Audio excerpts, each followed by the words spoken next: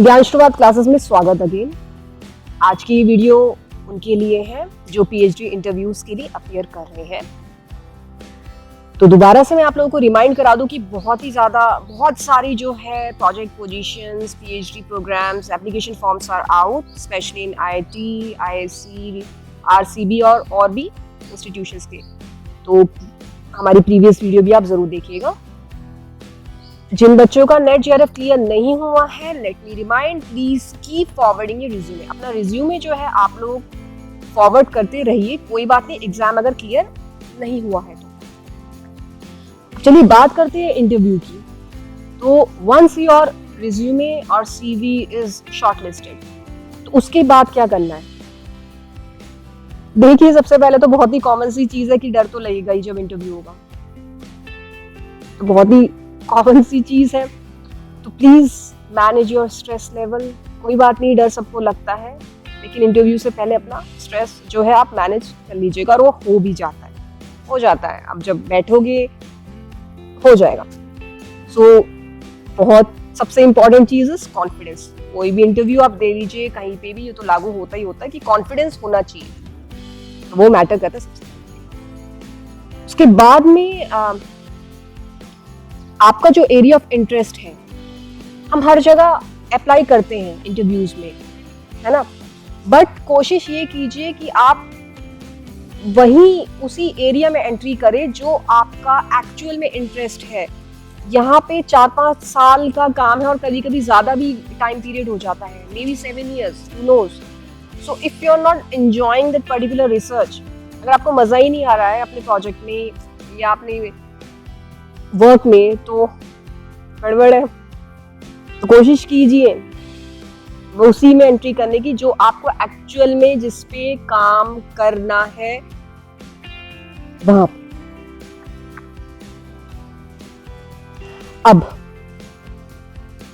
जो पैनल होता है, जो इंटरव्यूज लेते हैं साइंटिस्ट और प्रोफेसर्स, वो आपको इस बेसिस पे तो शॉर्टलिस्ट कर ही चुकी है कि आपको जेआरएफ मिल चुका है, आपका गेट क्लियर है, आपका ऑल इंडिया रैंक आ चुका है। उससे भी ज्यादा इंपॉर्टेंट दे कंसीडर कि आपका जो लेबोरेटरी एक्सपीरियंस रहा है ओवरऑल, आपका जो इंटर्न रहा है, पास्ट का प्रोजेक्ट रहा है, उस पे they focus. Because they are like कि हमारा जो ऑनगोइंग प्रोजेक्ट है, सपोज टॉपिक दे दिया जाता है, तो दे विल मैच कि हाँ, इस कैंडिडेट ने इलेक्ट्रोफोरेसिस कर रखा है, ब्लॉटिंग कर रखा है, पीसीआर कर रखा है, जो भी टेक्निक्स है, हैंड्स ऑन ट्रेनिंग जिसे आप कहते हैं, तो वो आपका बहुत ही स्ट्रांग होना चाहिए, क्योंकि उस पे क्वेश्चंस दे विल फ्रेम, पूछेंगे वो लोग क्वेश्चंस,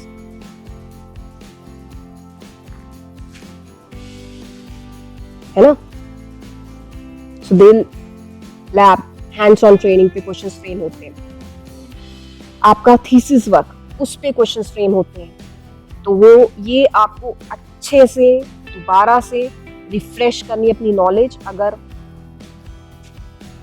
आप कुछ टाइम बाद ये इंटरव्यूज के लिए अपीयर कर रहे हैं, तो जो फ्रेशर्स हैं उनको तो ऑब्वियसली याद ही रहा होगा। So thesis, your lab work, your past intern और project work, they are going to frame और आस्क क्वेश्चंस फ्रॉम दिस, पूछेंगे।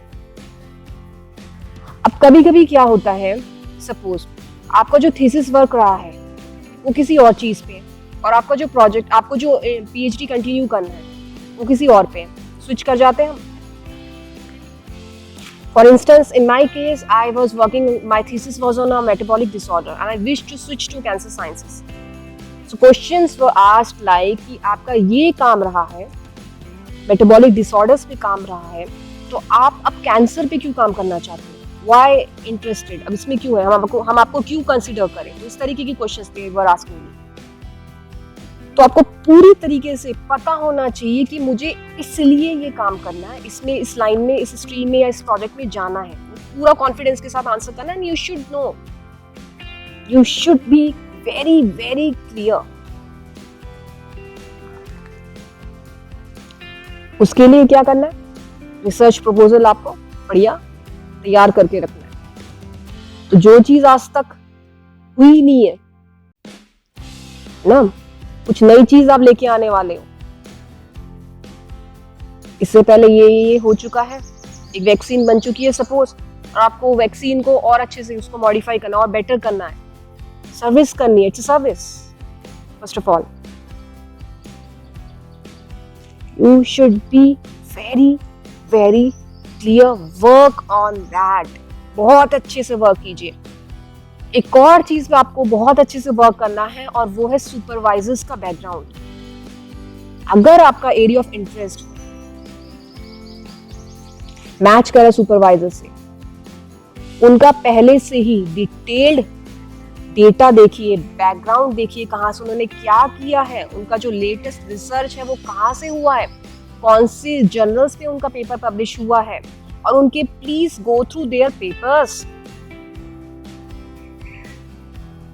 अच्छे से, लेटेस्ट प्रोजेक्ट्स क्या है, और कोरिलेट कीजिए उनके प्रोजेक्ट से अपना project. You are interested, obviously you are looking for a mentor और गाइड जो आपको उसी टॉपिक पे कैरी ऑन कराएंगे, तो उनको आपको इम्प्रेस करना है।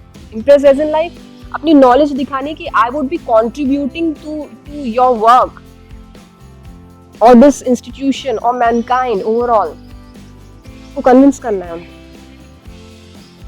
तो पूरा क्लियर होना चाहिए अच्छे से, latest journals, high quality journals से आपको अपना रिसर्च प्रपोजल तैयार करना है, टॉपिक रेडी रखना है।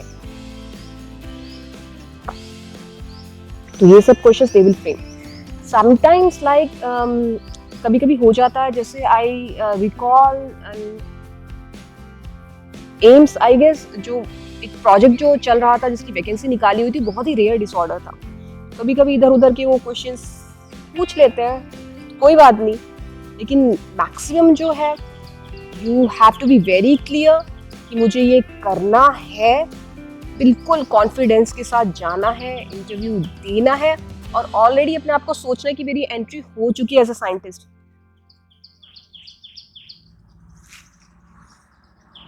सो ऑल द वेरी बेस्ट, बहुत ही ज्यादा, बहुत बढ़िया देखिए आइए इंटरव्यूज। Thank you.